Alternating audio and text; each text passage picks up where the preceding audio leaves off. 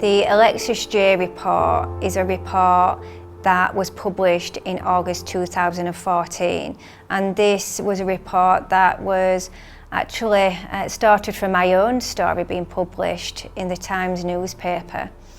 Now, it was a one-year investigation to get the report findings, and it showed that there was a minimum of 1,400 children in my hometown in a certain period of time that had been groomed, abused, raped, tortured, trafficked, and some even murdered.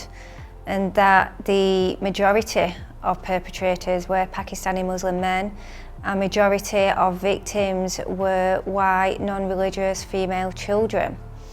It also showed how the failings of social workers within the council, and it also shared our stories of what we'd actually been through and how people didn't protect us because there was fears of being called racist or Islamophobic. So thousands of children were sacrificed because of it.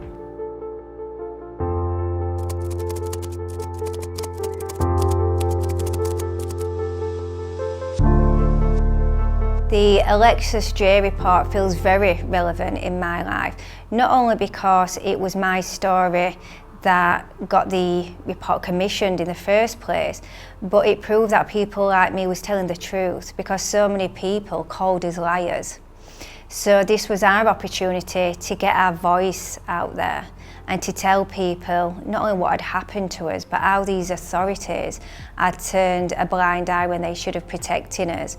And the Alexis Jay report is something that's known all over the world, and I think what happened in Rotherham really set a precedent in this country of the changes that are needed in regards to exploitation. And of course, this isn't something that's just happened in Rotherham. This is something that's happening in towns and cities all across the UK. We know now of Rochdale, of Telford, Oxford, and there's so many other people that have been through the same as what we went through in Rotherham.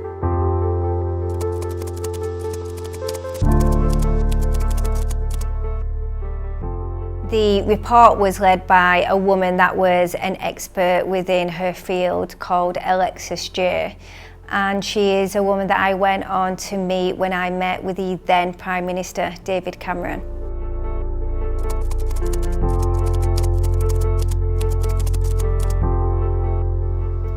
This month is significant because it marks the 10-year anniversary of when the Alexis Jay report was published.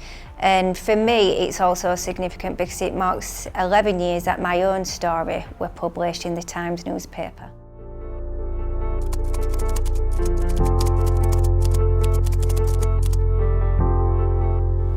I think that there's definitely been some changes since the Alexis Jay report were published, but I think there needs to be more changes. But the changes came from people like me, survivors, that really put pressure on the council, on police, and on main government to make sure that our voices are at the heart of government. But I do feel that we're still being let down. Even though there was damning amounts of evidence from investigations such as the Alexis Jay report, there's still not been one professional held to account for what happened to us as children.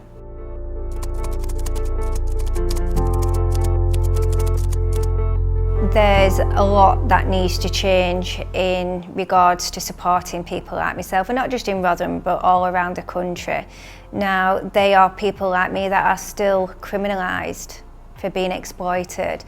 There isn't enough support, there's not enough funding for services, the sentences aren't high enough. It's taking years for victims to get to court if they are fortunate enough to even get there. We still have to fight through the family courts to stop rapists getting access to our children. There's so much that needs to be done, and all this should have been put in place a very long time ago. What happened to me and other children in Rotherham and the findings of the Alexis Jay report was something that was talked about all over the world. If you're wanting to find out more information about that report, it is available to read online.